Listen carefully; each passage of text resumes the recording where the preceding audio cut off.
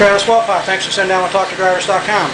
Thank you very much. It's kind of a pleasure to be around here and be around you guys. I haven't got to be around it too much yet, but it seems like a great thing you guys got going here, so I hope it keeps on going. How did you get your start in racing? I actually grew up around it all my life. My father grew up in Bloomington around all the cancers and everything, and spent a lot of time at Bloomington Speedway growing up. As he did, he kind of got around some great drivers, probably some of the best times in racing that there ever were, in my opinion.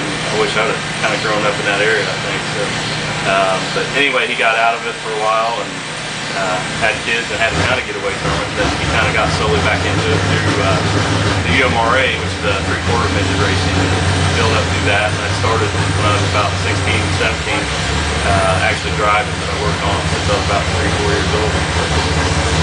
Of the old school drivers, who would you like to compete against? Name at least 3. I think you start looking at your heroes and stuff, and AJ Foyt's probably obviously the number one. I mean, I've been pretty fortunate to run against some of the best, and it's times like those that you really appreciate what you're doing and what you're around. But AJ Foyt, the Bettenhausens, that whole group of guys were pretty awesome. Dick Gaines. And that whole deal, I wish I'd have been a little earlier in life, I think, on some of that stuff. So. What has been your most memorable racing moment to date? There's been so many of them. I think that it's hard to clue out just one. I've been fortunate enough to win the TQ championship, and then I've also been lucky to get a championship in the full midgets with Amars and a lot of USAC racing. Again, probably some of the wins, the nights that there were wins. We had some great nights at Winchester. We had some great nights on the dirt track, Fairhope, a little bit everywhere. So I think they're all probably my most memorable ones. I got good memories from all of them. Are there races or tracks you want to run that you have not? Again, I got pretty fortunate when we were doing all the midget racing through 2000, probably through 98 through 2001, 2, somewhere in there. We were coast to coast. We ran all the USAC stuff. In between, we ran all the Amar stuff. So I got to race quite a few. We sat down a few times to try to figure out if there's any states that we haven't run. Probably the one that sticks out in my mind I haven't got to run is Knoxville. I think that'd be one I'd like to hit before it's all over. So Knoxville's probably my big one. You have several wins. Which ones stand out to you? We had probably one of the most memorable nights was up at I-40 Raceway up in Michigan on the pavement with a midget race, and we went out. My car owner actually was there from Columbus, Ohio. Dave Gorman, Ernie Gorman, all of them. And he doesn't get to go to a lot of the races, so it's kind of neat having him there. But during qualifying, before we went out, he watched me in hot laps, and he said, "I want to see what you got and how far you can go. You do the first lap, kind of, I guess it's Cole Trickle style." He said, "Do the first lap your way and get your time, and then the second one, I want you to stand on it all the way out of the corner and all the way down the front stretch till you get the checker." So I don't know if he didn't think I'd do it or if he thought the car was hooked up better than it was, but I did my first lap fine. The second lap, drove it all the way through 4 and never lifted. And by the time I crossed the start finish line, I was sideways and doing donuts, but I never lifted. So it was kind of cool, but the bad thing was it flat spotted my tires. So they've got a rule, you've got to run the same tires you qualify on, and they weren't going to bend on that. So even though it's kind of a safety issue, but we had some flat spots and some areas in the tires that were chunked out. And we talked to a few people, and Don Kenyon looked at it. My main thing was I knew it would shake a little bit, but was it going to come apart? And I've dealt with a lot of tires over the years, and he said I think it would stay together. So we rolled out on the grid, and they tried to put us to the tail, and I said, "No, we'll run the same tires." And one time I got to talk to AJ Foyt. The first thing he told me was, "God hates cowards." So basically, I used that quote that night to the officials. They said, "You can go to the front up there and start." And I was like, "Yeah, we're doing it." And gave them the quote and started it. And I think our luck, everything happened good that night. We went to the front, ended up winning and holding off and winning the race. So that's probably my most memorable. There's, I think, some better races I ran, but that was pretty cool how it finished out. What are your students, past and present, thinking about you running race cars? They all think it's pretty cool. I haven't found anybody that really didn't like it. We try to bring in some different projects, and I bring stuff in on the car, and you wouldn't believe how much they get into it and want to be a part of what's going on. And I've actually picked up a sponsor this year. Smith Farms is a student that I've had. I've coached football and coached wrestling as well. they came on board with us. So it's kind of neat to have them up in stands watching us, but we're kind of getting a section up there, a big group of kids coming, so it makes it kind of neat because we get to expose some younger kids to the sport. That's something that's been really great to me, and I think it's great to get the young ones involved in it and get them. We teach a lot of stuff with math and science anymore, trying to get more stuff going for them. So they get to kind of see maybe some important, make math and science a little cooler than what it is in regular school. So we kind of like that part of it. What do you do for relaxation away from the track, non-racing related? That's probably a good question. It seems like there's not much time. We're out in the garage working every night. We take care of our own cars. A lot of these guys anymore don't take care of their own cars, or they've got full-time mechanics. So we spend a lot of hours out in the garage. My summers, obviously, I got more time to do things, but it pretty much live and eat racing. So I guess that's a hard question for me to answer. I like sports, like football, watching football, and be a part of that. So.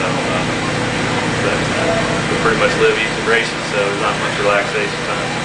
You like the quarter miles or the big half miles better?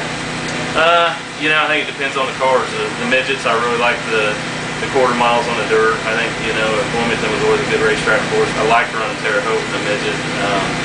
The pavement, probably my best pavement track that I really always liked was Winchester. We were always pretty solid there, and I miss running that one on the half mile there. But, you know, I think it just depends on the car and the tracks, but pretty hard to beat this Gas City racetrack every week. I don't think there's anything tougher in the country than this program, what they have on a weekly basis. So I think it's a pretty tough bunch of guys, but I like how the promoters and the guys do this stuff around here that they do. So this quarter mile dirt track's hard to beat out of the rest of it. What do you think of all the kids in racing today?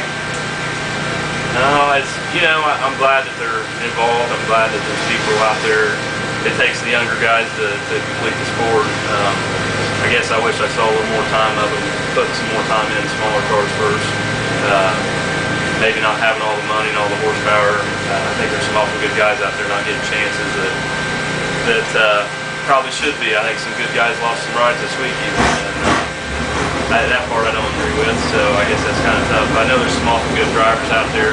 I think there's just a lot of them that need a little more experience before stepping into some of those bigger cars. So, but in the right place, right time, and then, like I said, there's some great ones that are doing a good job. But overall, I think we got to have it in our sport somewhere where everything's going. So kind of ride it out.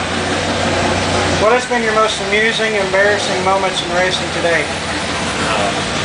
My most amusing, I'll tell you, our funnest times are usually going to the racetrack, driving. We got a pretty good crew and pretty funny guys, so we have a blast. The long trips and everywhere where we go are pretty awesome. I don't know, embarrassing. I guess I had one time where I undid my belt while I was upside down, got caught there for a little bit.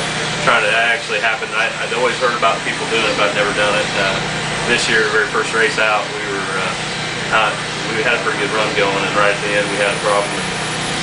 Billy Peterball and I got together a little bit, but when I hit, I really wasn't a real hard hit, but I hit hard enough, it knocked the air out of me, and I was just trying to get my belts off so I could breathe a little better. All these comms devices in these seats makes it kind of hard to get out and stuff, and it seemed like it was a little bit before they got there, so I thought I'll just climb out of this thing. It's kind of hard to do anymore. I used to be able to do it with the old seats, and without all that Honda stuff you could get out of them. So I guess that's a downfall in some of that, but I know a lot of it's good too. So that was a little embarrassing sitting there. I was just trying to get my breath back before somebody got over there. Who has taught you the most about racing? Who has taught you the most about racing? You know, I'd have to say my dad. He's been with me all my life on this deal, and like I said, he talks about times when I was out in the race car seats, falling asleep when I was 3 years old. Thought I was helping, probably messing up all the wrenches and getting in the middle of everything, but he never told me no, never made me get out. He always let me be around it, but the main thing, he made me appreciate what we had. We had to start out on a real budget and had to work through everything. So it's pretty hard not to say that he's not the one that's been the one that's given me the most. So I've had some great people that I've worked around, and it'd take a long time to name them all out, but I appreciate every one of them that's either giving me rides or giving me things. The Gorman family's given me a lot after Ryan Newman left their deal. I kind of got that ride. That took off a lot for me, helped me move up to there. Spent a lot of time with Tony Stewart, helped me get into some midget rides after we lost that car owner. You know, I got drivers that Garlands and the Hewitt's and those guys that I've got to learn from, not only driving, but talking about chassis setups. Kind of neat having some of those guys when they see you struggling come over and help you on the car with everything. So there's so many out there, but I'd have to stay with my dad. Do you have any superstitions as a driver that you do on race day? Sometimes it seems like I wear the same shirt every week, but if things are going right, we try to keep things pretty much the same. I think the crew guys all eat tenderloins and try to do the stuff that was going good luck. Last 2 years we've been pretty good up here, but having a little rough year this year, but it'll get better here. But definitely don't eat peanuts, don't wear any green, and stay away from it. Don't let the gas pump stop on 13 or anything like that. So I guess we kind of hit a little bit of all up there. Do you have a favorite racetrack? Favorite racetrack, it just depends on, I would say quarter mile, this place right here. I love Bloomington, I love some of these other tracks out there, it's great quarter miles, but Gas City's got to be my favorite for the sprint cars, and even midgets. I always loved running here. And then Terre Haute's always been a favorite, half mile dirt, probably still one of my favorite dirt tracks. I don't get to run there as much anymore, but I used to. And then Winchester Speedway on the half mile there. That place is unbelievable. A lot of good memories there. Travis Welpott, thanks for sitting down and talking to drivers.com. Thanks for your time. I appreciate it.